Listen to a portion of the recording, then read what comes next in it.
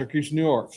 So good to have you with us, Arnold. Anyway, uh, this is South Carolina Linux Users Group uh, here in the Upstate Carolina Linux Users Group, and in Columbia with Ben. It's the Columbia Linux Users Group. Welcome to everyone. Glad you're here tonight. And tonight we're going to talk. Ben's going to give us his part two of Linux from scratch, and I will get us started with a small thing that I discovered this past week, which I'm going to be calling Today AI Learned. It's a little bash script thing that I discovered that I'm pretty sure was AI generated, and how I fixed it. So I'm going to start sharing my screen by going over to this. Is that on the Jitsi the correct screen? Or can you tell which window you're looking at? I'm looking at my own. But All right. either way, you are sharing your screen. Okay. All right. So Ben, let me ask you then. You can see the script that I've got here, starting with shebang bin bash.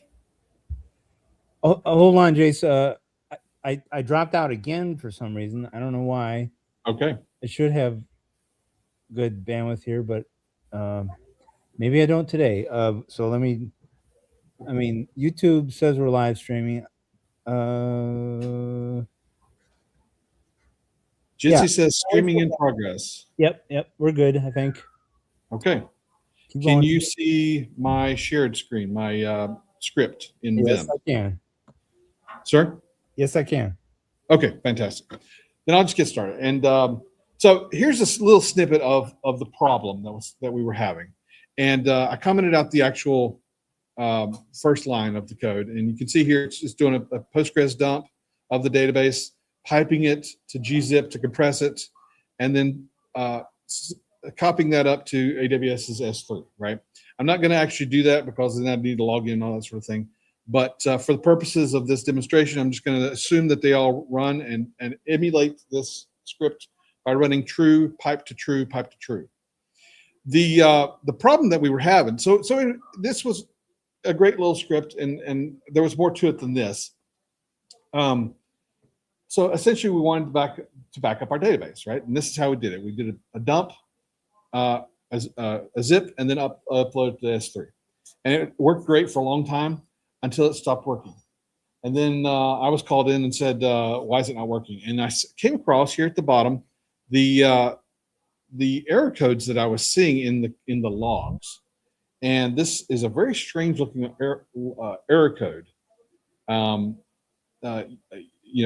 Square bracket any urinary operator expected X PG dump failed. So I went, when it was working to point before that, looked in the logs before that, and it was still there, those same error messages. I'm like, okay, well that's another reason I think that it was AI generated, because no one actually looked at the logs. The other reasons that I think that this was AI generated is because it's got the Unicode X here. It's got two space indentation. It's got single square brackets for tests, which are, that is shell and bash and acceptable by bash. But if you're going to do a bash script, you may as well use bash as built-in test command. And then it was using pipe status, which is specifically a bash-ism. I'm going to call it bash-ism. It's a variable that's used specifically by bash called pipe status. And I happened to come across it years ago when I was reading the man page. I'm like, oh, that'll be helpful one day. And I never used it since. And I rarely see it in any shell scripts. But, AI, of course, would just, I feel like it would just come up with that naturally. So, and also knowing who wrote the script. Bash is not really an important language, right? So, but it's a nice glue language to get something done, like backing up the database when it's not important how it's actually done. So backing up databases are important. That's not important. It's just, you just throw it together, and if it works, then it works, and you're done with it. Well, so the AI was smart enough to know that you want to check that all the different steps worked correctly. And so I looked at that, and all right, so let me explain. The variable pipe status is a bashism. It's only in bash. I think there's something similar in Corn Shell, maybe called pipe status, but it's in all lowercase. And what pipe status is it gives you the exit code of each of the programs of a pipeline as an array of, it's an array variable. So in this particular case, pipe status 0 is the exit code of PG dump. Pipe status 1 is the second command, gzip. That's the exit code of that. And then pipe status 3 is the exit code of the AWS command, right? So normally you have and now I've lost my thing. Whenever you run a command, let's say echo, and that's in all caps because my escape is at my caps lock. When you say something like hello, it'll do that. But when you look at the $? That's the exit code of the previous command, right? In this case, 0, which is good, meaning success. 0 means success. So it's kind of backwards. 0 means success. In other words, no error. But whenever something fails, then you get a non-zero. And that's helpful because you can actually narrow down what the specific type of error was. So usually whenever you see an error code of 1, that's some sort of failure. It's a failure at exit that was something. It's something bad happened. But if you were to get an exit code of, say, 21, you could look up and see what the exit code 21 means and say, oh, okay, I need to do such and such to my command. There are 2 commands that have been in Unix for years, which are called, one is true, and its exit code, as you might expect, is 0. There's another command called false, and its exit code, anyone? 1. Is 1. That's right. So the 2 most simple programs in the Unix file system, and again, it's in the file system. If I say, which false am I using? Oh, it's a built-in. But I know for a fact that bin false, if I spell it correctly, is there. And so is bin true. And that's for all my other shells that don't have it as a built-in. So I can run an in command and then run true and false. And those, like I say, those are the simplest commands. So true exits correctly, success, and false correctly exits failure, if that makes sense.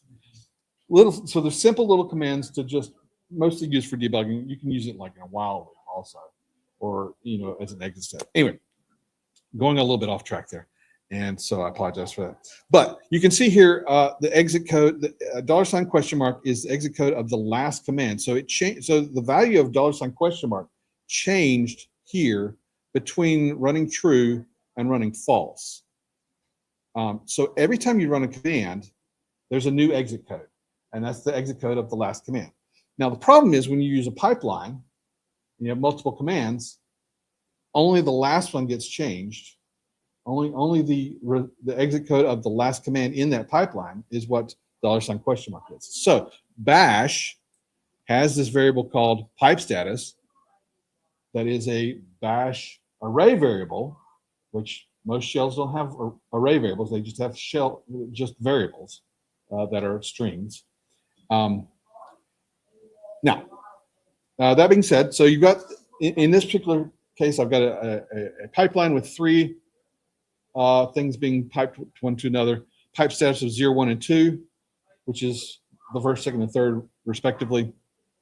And then I get this error code, line 10, which I'll go to line 10, is the elif pipe status 1 not equals 0. So that's what failed in this particular instance. But if I run this command, and I'll do that here with the original, I get the same error code. But that doesn't make sense because PG dump, and it's not actually PG dump, but in this case, true, we know that true is not going to fail. It's true. It exits with a 0. So what's going on here? What happened? Well, so if this were a bash best practices, I would have, instead of the single square bracket test command, I would use the built-in bash test command. And to be fair, single square bracket is a bash built in, but its behavior is like that of the original square bracket test. If that doesn't make sense, let me explain that. If I say which test, there's a command that's called test, and in this particular case in bash, it is a shell built in. But I also know that historically speaking, and still here for other shells, is a command called test.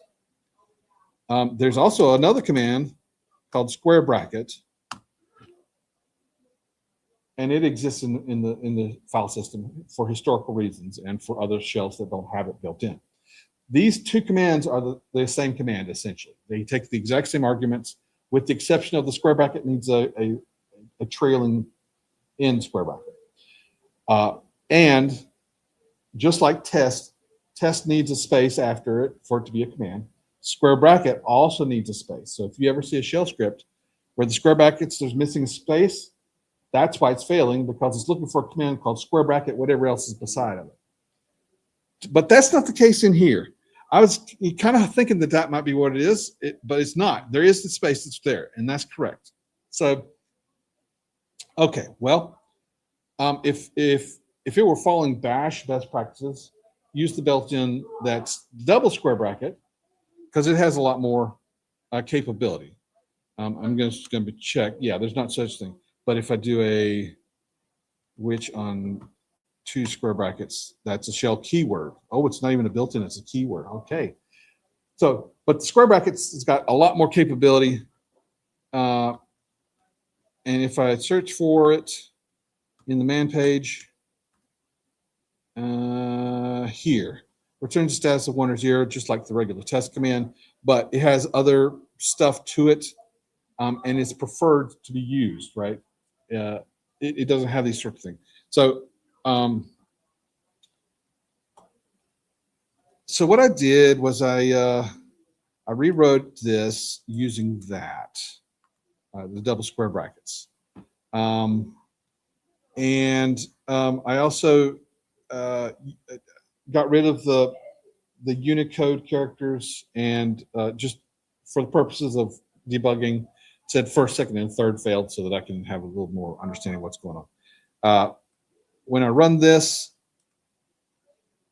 then I get, that's with the changes to test. First fail. Okay, so it doesn't have the same exit. Well, I mean, it has some of the same problems. If PG dump failed, first failed, that's the same error, but it doesn't give me the unary operator expected. So that's the benefit of having square brackets. Okay, the double square brackets. All right, so we're still failing at first. In other words, PG dump failed. But we know that PG dump failed, but didn't fail because that's true. So what's going on here now? Then I realized, instead of using double square brackets, I could, because it's an arithmetic comparison, and I don't like the -ne of test, I decided to use the double parenthesis, which is an arithmetic evaluation. So that's here, 2, arithmetic evaluation. So I changed the double square brackets to the double parens, and I used the bang equals for a not equal to. And that got me a little further along to understanding. And of course, I changed exit codes from just a plain 1 to actually telling me which one's the one that failed when I look at the error code of the exit. And I also had that in the past bit. So when I run this now, back up to the arithmetic evaluation. Okay, double parenthesis not equal syntax error, operand expected. So the error token is not equal to 0. Well, there should be something not equal to 0. That's what it's expecting. Okay, so that indicates to me now that we're failing right here because this variable is nothing. Now, why would that be the case? So eventually I came to the conclusion and the understanding that the if command takes a program, any program, the majority of the time you're going to be using the test command, the square bracket or double square bracket or parentheses, but it runs the command and checks the exit code of that command to see whether to go to the then or the else or the elif in this case. Okay, so that helps me to understand now that pipe status is being rewritten every time it checks pipe status. What failed here? What failed? So this actually looked at the third true, the exit status of the third true, and said, okay, it is equal to 0. Then it went here, said that this is not evaluated. This is nothing. That's not a thing because you don't have a multiple pipe thing in your double parens. You only ran one command. That's what failed for this command. So this is not equal to 0. Aha. Okay, now I understand what's going on. What I need to do now, and what I ended up doing, is instead of using pipe status multiple times, you have to capture pipe status once as an array variable, and then test that new array variable multiple times. And that's what I did here in my final version, which is X. And so RC, which is what I've been using for years as return command, return code rather, I use the paren, which is one way of saying this is going to be, this list of space separated strings are part of an array. And so I just put in pipe status with the @ which is all of them, as a list of space separated strings. In this case, it's going to be true, true, and true. Or, well, okay, so I didn't change that. And now that I've done that, I'm going to change this to true, which is the original. And I'm going to run it and see what happens. Back up X, final, all passed. Fantastic. That's exactly what I was looking for. Now, because any one of the steps change, let me check. I'm going to check true in each one of them.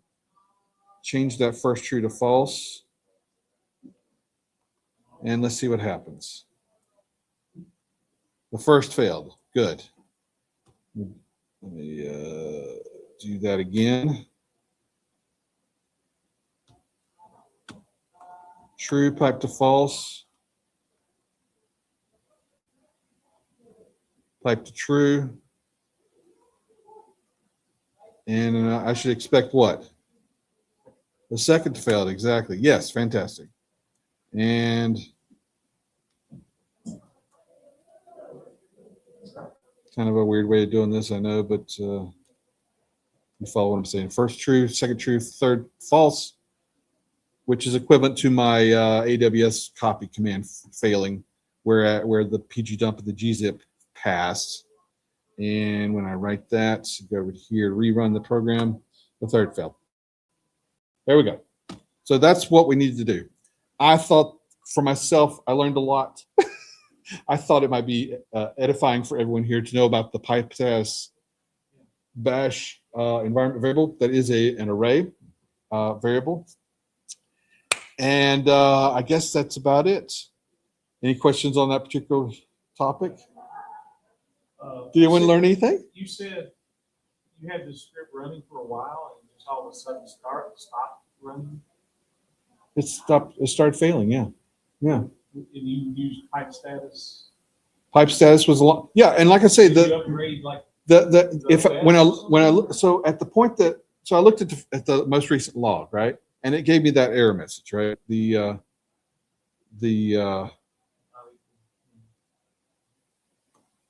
at the bottom, line 10 dash any urinary operator expected, and that was in the log. I'm like, I don't understand. PG dump failed, but cron done? right, yes. Did your cron shell change?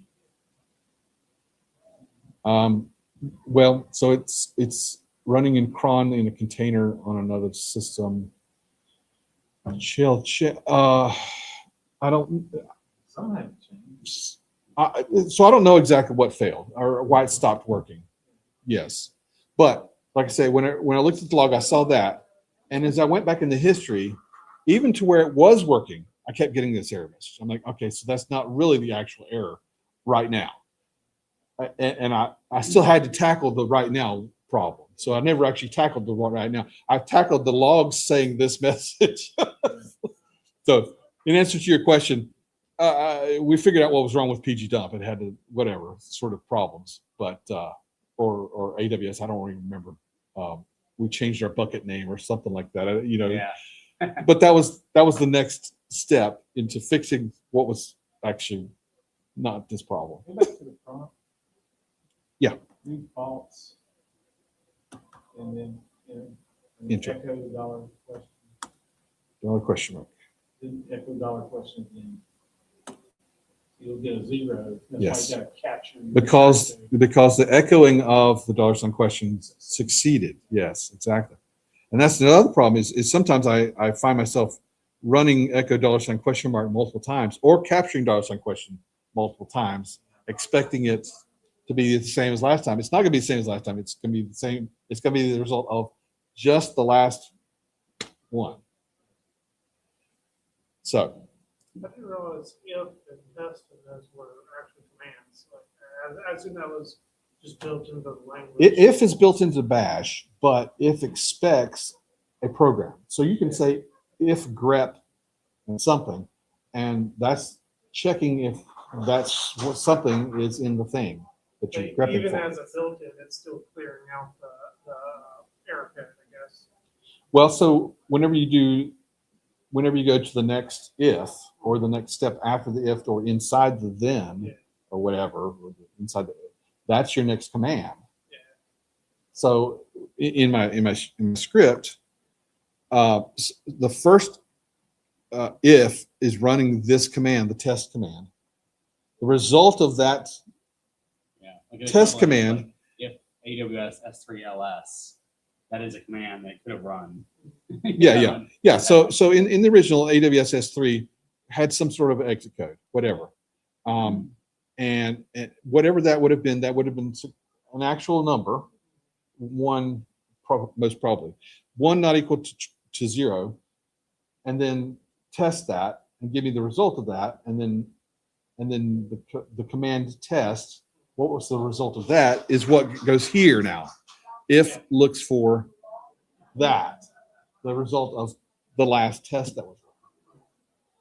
So, if that makes sense. Yeah, no, I didn't realize. I mean, it makes sense. I didn't realize. I assumed it was a language construct, not just commands. Right. Yeah. And Which I guess explains. and why obviously there's why the AI seem to think that as well. I've always felt like the semicolon just feels odd in that statement, and I guess that's why it's there, is because Yeah. you're It's the actually end of the running a command that F is testing. Yeah. Otherwise, it would be an argument to that command. Then would be an argument to that command.